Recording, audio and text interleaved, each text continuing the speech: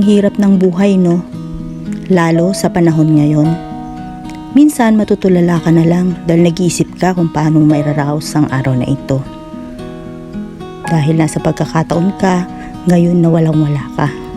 Susubukan mong lapitan kung sino sa tingin mo ang maaaring tumulong sa iyo. Nang walang pag-aatubili. Dahil may tao rin na naiintindihan niya ang sitwasyon mo. Sana meron, pero alam mo, bilang isang tao, kailangan mo rin gumawa ng paraan upang makasurvive sa araw na ito. Samahan ng sipag, lakas ng loob at dasal sa Panginoon dahil alam natin na di niya tayo pababayaan. Tiwala lang. Siguro binigyan talaga tayo ng pagsubok ng Diyos upang mas lalo tayong lumakas at maging matapang na harapin ang buhay. Lagi magpasalamat sapagkat nalalagpasan natin ang bawat araw na dumaraan kasama ang mga mahal natin sa buhay.